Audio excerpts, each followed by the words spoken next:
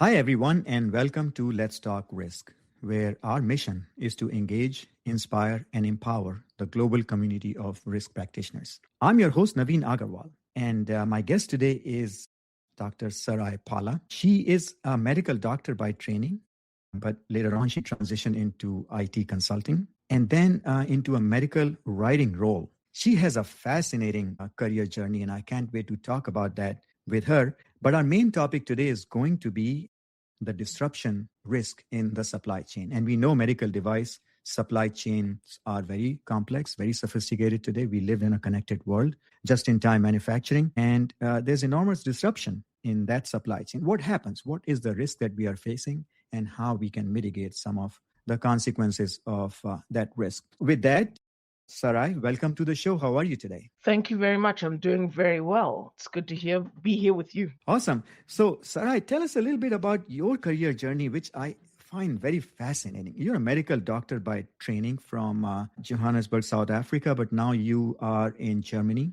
have done a lot of interesting work in your career. So, tell us how you ended up in the life sciences business as a medical writer. Well, thank you. First and foremost, thank you for the compliment. I mean, I think it's been an interesting journey myself from the observers or the actors' perspective. I started off as a medical doctor, obviously with a passion for combining the scientific knowledge with real world applicability. But I didn't want to be inside of a lab. I wanted to be kind of on the front lines dealing with patients directly. I then transitioned into a role where I was in a more IT facing role, and that was because of personal interests. I grew up in a home where my parents were very passionate about imparting technological skills very early.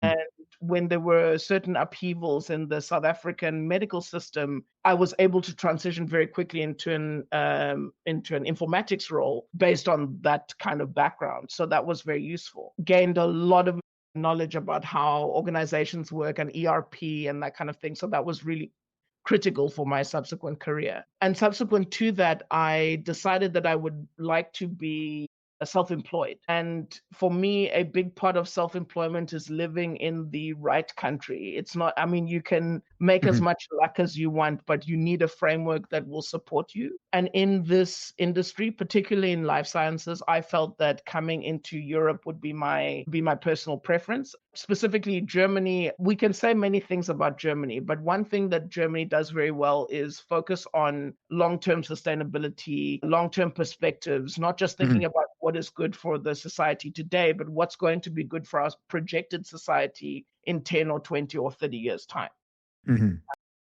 So that brought me here, and it's been an absolute pleasure to live in the EU and watch all of this regulation be born, let's say. What I found fascinating about your background is so many languages you know, and probably that helped you with the transition. You got into medical writing translation first, right? Translating Japanese, German, and Dutch into English. Tell us a little bit more about that. So it's actually a very interesting field. During my time in medical school, I visited Japan as an exchange student and was exposed to this incredibly advanced society, which, the rest of the world isn't exposed to because of the language. This drove me to start studying Japanese. It was I'm going to be very honest, autodidactically, it was a 10-year journey. It was not smooth. But what it did allow me was the ability to have insight into how medicine differs around the world. And then that did allow me initially, when I wanted to establish myself as self-employed, the most lucrative field at the time was translating regulatory documents into English from all of these various countries around the world into English. So it could form part of the English literature and quality and regulatory processes. So, I mean, at the time, it was incredibly lucrative to start off in translation, but then you get exposed to regulatory documents and you think, well, hang on a minute. I mean, I know how studies work. I understand what manufacturing is, sort of thing. And can I not get involved in this in a deeper, more meaningful way? And which is how I transitioned into regulatory and then medical writing, because I still do a little bit of both. Nice. Or regulatory and medical translation, you can say as well, because there's obviously the creation and the construction of the documents. Wow, that's what a fascinating story. And I think your global experience is so relevant for the topic today that we're going to talk about. I'm really very fascinated by all the experience you have gathered. But let's talk about the disruption risk in the supply chain for life sciences, medical devices, or pharmaceutical. Doesn't matter. We are living in a highly interconnected global world where the supply chains have been optimized for just-in-time manufacturing, cost, and parts and components and services are secured for the final product from all over the place. And look at what is happening in the world today. We are living in a very complex, dynamic, fast-moving environment. Most recent crisis is about energy, but last year we saw a crisis about trade as part of tariffs. And I know medical devices were greatly affected by that crisis. So in this context, I want to first start with a little bit of a historical perspective, because I know you posted on LinkedIn what was happening in the past about the supply chains. And, we have lived with trade for a long, long time, and we understand the dynamics of trades, the relationships. Can you very quickly, very briefly give us a historical view of how people have traded with each other and what kind of lessons we have learned from that? And then we will move into the discussion about the disruption risk for life sciences. Thanks for giving me an opportunity to frame this discussion, because I think it is so important to remember that, as you say, we have traded throughout history, throughout various challenges, both local and global. Beautiful example to me, aside from the example that I mentioned on LinkedIn of the German Hanseatic League, the Association of Cities, which was maritime, is the Silk Road. There was communication and trade between the nations along this incredible pathway for centuries. These are relationships that people can't even go back and explain where they came from, because people just started moving around and said, well, you have this here and we don't have this here, so let's trade type of thing. I think that those relationships, over time, I think we tend to forget about those relationships as time progresses, but those are the kinds of things that we will need to be leveraging in present day. And I think the key point here, Sarai, if I understand correctly, is that we have traded for a long time with communities, countries, long distance, short distance, mainly because we wanted to acquire goods and services that we lacked. The difference I see in today's world is that we are trading with each other purely for commerce and efficiency of production. So that is not to say that we want to gain something new, but we want to actually produce what we are producing, innovate faster and production at a much lower cost. So our drivers are different. And I think that is where my personal belief is that we are more susceptible to disruptions, because commercial interests of one region versus the other can really create this disruption. We have seen that example, right? So talk to us a little bit more about maybe a specific example of components of medical devices that you have come across that might have been subjected to this type of disruption, and what we can learn from that. So it's interesting that you talk about the increased complexity, because nowadays we are not trading sort of natural or agricultural goods like tea that is more or less naturally occurring. We're trading and exchanging goods and services that are sometimes completely digital, and the value that adds is subject to these incredibly complex calculations. We've now constructed these, as you mentioned, the just-in-time supply chains. We've constructed these incredibly complex supply chains, which in the large manufacturers, confidentially, there's an anecdotal story that I know about in which one of the largest medical device manufacturers had an ERP outage that lasted, something like a whole business day, but it was so disruptive that it took them basically a year to be able to catch up to where the system was before. The example that I brought with me was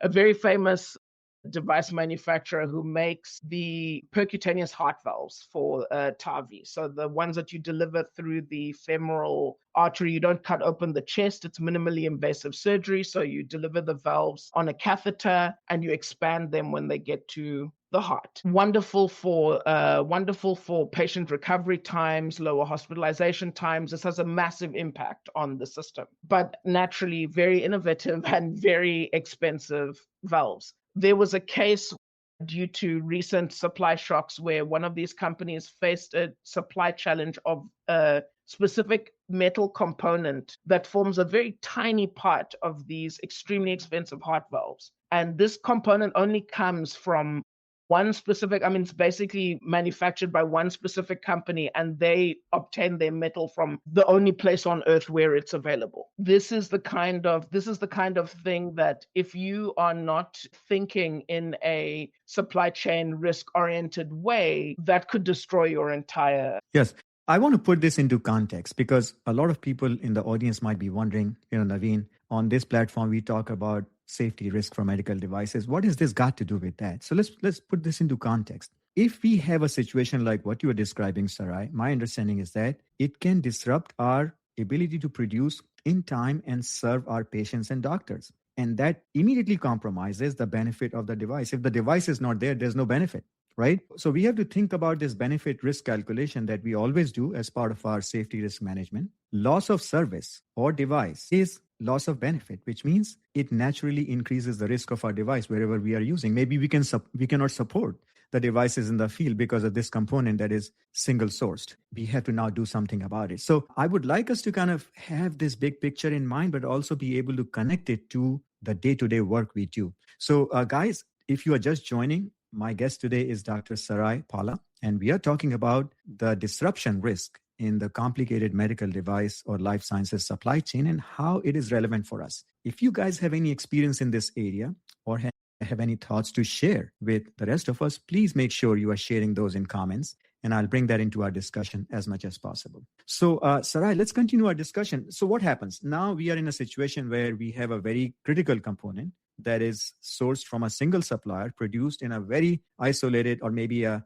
very special region, and now we have a disruption. How do we begin to think about this in our resource planning or in our business planning? Can you share some thoughts about that? I think one of the most important considerations in these scenarios is that this is one of the reasons why we need to have robust research and development that keeps an eye not only on sort of regulatory concerns, but also supply chain concerns. This has to be an integrated function that forms part of R&D. This particular challenge was obviously this is a massive global corporation we're talking about with, I don't want to say limitless resources, but certainly they had the money to put certain researchers on this task many years before it happened, who came up with theoretical proposals of what to do in those scenarios. And that's what they had to start. I mean, when the shock actually happened, that's where they started. They picked up the documentation left behind by all of these incredibly intelligent people who had come in and said, if then, and this kind of future-oriented thinking is imperative because unfortunately, we are lulled into a false sense of security when we find suppliers and mind you, they're usually people that we like and develop relationships with over time. They're people who we respect and want to do business with, but they may be subject to forces outside of their control and our control. And we have to look outside of those spheres. It may take a bit of time to build new relationships to do that, but it's worthwhile knowing which relationships to build and when. So let's play this out a little bit more. Unlike a consumer product, which is not heavily regulated like medical devices, we also have another, I would say, challenge to think about is that if we try to plan for an alternate source, a second source, or maybe a different component, different supplier, different location, we will have to go through a regulatory review and approval process depending upon the risk of that company. Am I right in thinking about that? So that's where the building the correct relationships is a very important thing, because from my personal experience and watching this, I can actually discuss maybe a little bit, but the EU developed closer trade ties with Indonesia during the course of 2025. The Indonesian companies have now been sort of, exposing the European market to what they have to offer. I think that there's a lot of value in already being able to make partnerships with people who have a vested interest in understanding EU regulations, because when I spoke to some of the Indonesian companies that came to the EU, they were telling me about clauses in the MDR, and I was like, oh my goodness, wow, you guys are very much on top of this. Critical to pick people from it's not even people, it's organizations and Mhm. suppliers who already have an inbuilt understanding of why uh, regulatory compliance is an important thing to consider from the very beginning. That's amazing. That's interesting because I think it gives us an advantage, right? If we talk to someone like that, they will produce information and parts and sustain a quality level that can help us achieve that regulatory review or approval much faster. So it's Absolutely. probably a good strategy to look for business partners or suppliers who have internal systems that are kind of tailored to these regulatory requirements, and they have an understanding, they have a willingness, so it can help us. So I think this is a very good clue you are providing us, that if we have a safety critical or a very important component or a part or a service as part of medical device,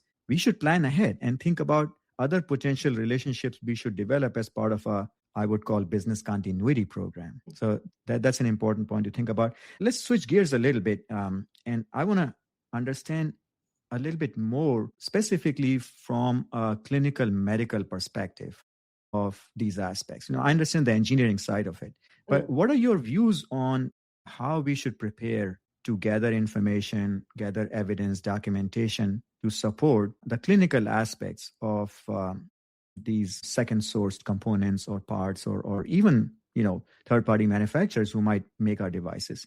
Can you share some thoughts on that? So this is where I'm going to bring in the more futuristic perspective, so to speak, because I think a lot of manufacturers, I mean, we obviously have a very sophisticated audience listening into this discussion. We sort of know what the status quo is. What I'd like to push for among manufacturers, and obviously professionally from my own perspective, is building an awareness of where machine learning and artificial intelligence can be used to help with predictive analytics. I see. The supply chain challenges that we're going to face are going to be, ideally, in a world where we can all have access to adequate energy resources, we're going to be put in a situation where it's going to be reduced to numerical problems, stochastic problems, optimization problems, and that's a great thing to leave to machine learning algorithms. So there has to be, I mean, that is all based on organizations understanding what data they need to share with the rest of the world, for the rest of the world, to understand their inventory, understand how much they have, how much they need, how much they want, what components along that chain will be relevant for manufacturing, and when we can we have the sophisticated mathematics to do that kind of thing. Yeah, if I understand you correctly, let me boil it down to something tangible that I can understand and maybe confirm my understanding with you. What you are saying is that we should have some predictive capability to see what kind of disruption scenarios can happen in future that may affect our inventories or supply chain resilience, right? So let's say we have a critical component. We should have some predictive capability to say, hey, we are sourcing it from XYZ, or this is a distribution, and given different scenarios, what kind of disruption can happen and how we can plan for managing our production levels and service to our customers, even with this disruption, and how much lead time we would have to develop an alternative. Did I understand that correctly? Is that where we are going with that? Yes, I think a great thing to do would be to take it back to the real world scenario that we started with earlier in the discussion.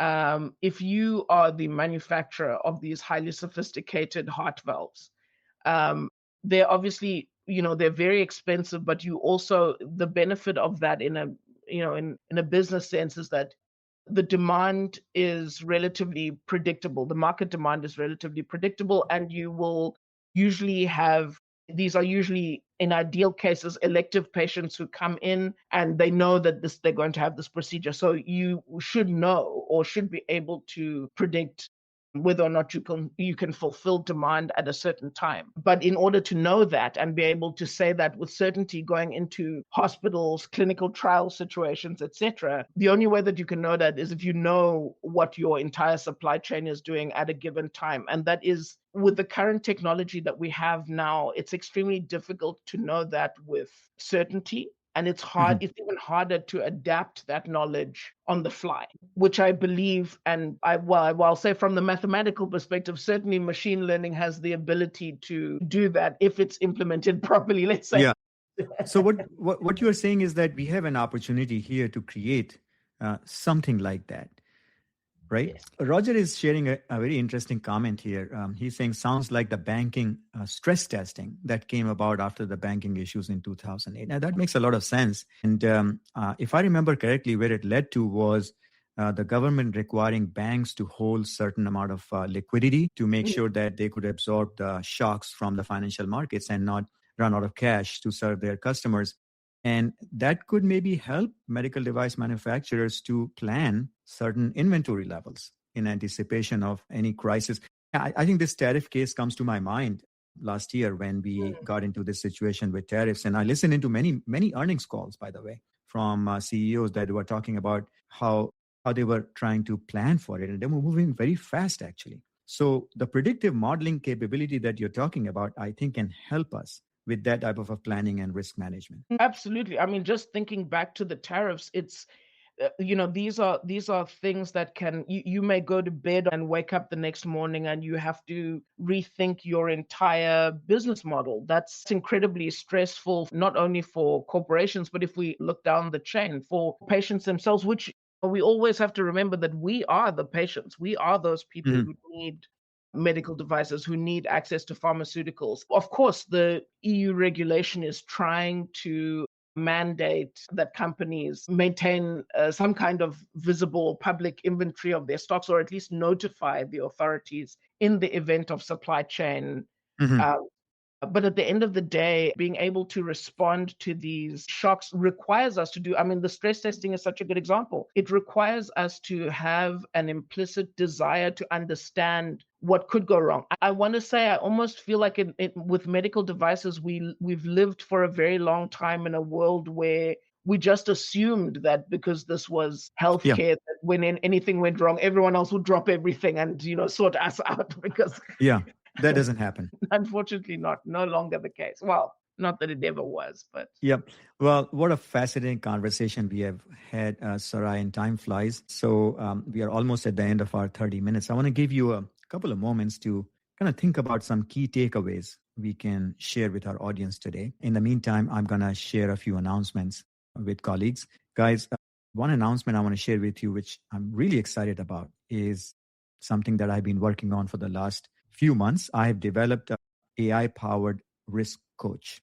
And what that does really, it's not a coach that gives you like a template for an FMEA or helps you decide, whether you want to do a kappa or not. It basically is a coach it's a conversational tool, which is grounded in 14971 knowledge that I have developed and experience that I have had. So I've trained it, and it doesn't go outside of that boundary. So it's designed to help you navigate the decision-making process whenever there's a issue involving risk. So, for example, a prompt to this coach in the light of this conversation could be, hey, how do I plan for supply chain disruption in my medical device X, which contains this component Y, which is sourced from XYZ? What should I be doing? And the coach will actually guide you through that decision-making process. And it's out there right now as a limited launch to subscribers of my Let's Talk Risk newsletter. So if you are interested in trying this out, please reach out to me and I'll share that information with you. With that, Sarai, the floor is yours if you want to share a couple of key points with us today. Yeah, I think to summarize this very interesting discussion, which, I hope we get to continue at a later stage. I think, first of all, to remember that we function in a world that is very interconnected. We cannot separate our sort of interests from the interests of others. This is a collective and collaborative effort. That's global trade. I think the second thing to remember is to foster true relationships. Business is still based on the ability to foster good relationships. I don't think that has ever changed throughout the course of time. The places where you need to leverage and form those relationships may change, but it's going to be down to finding the right people to help you do what you need to do. Lastly, I think we need to be looking at where we need to pull in meaningful predictive analytics and analytical capabilities in order to be able to survive shocks to supply chain, and especially to manage supply chain risk in a way that is, we will need to automate some of the documentation to decrease the burden on a lot of these small to medium enterprises. Thank you for sharing that, Sarai. As I was reflecting on the comments you were making, I see this as an opportunity for our colleagues who are risk practitioners. We know how to do risk management, but we have focused our knowledge and practice to safety risk management. And I think this could be a great, I would say, career advancement opportunity if people are interested. Stretch beyond, maybe seek some mentorship, get some experience, shadow somebody, and say, hey, I could apply my skills to now managing supply chain risk. Why not? And I could help develop these tools and capabilities that could help our business even more. So, with every challenge, I think there comes an opportunity, and I hope our conversation can inspire our colleagues to think in that direction. Sarah, I want to thank you again for coming to the show and sharing your insights with us. Thank you guys for joining once again. Your comments are always welcome. You can reach out to me one on one. This is your show. We do this for you. You are part of this. It's not a one-way communication. So you can reach out to me one on one if you have any suggestions, any topics for future conversations, or if you want to come to the show as a guest. It takes no preparation. You're all welcome. Please reach out to me and share your thoughts with me. With that, everybody, have a good weekend ahead. We will see you in a couple of weeks from now. Take care. Bye. Thank you so much.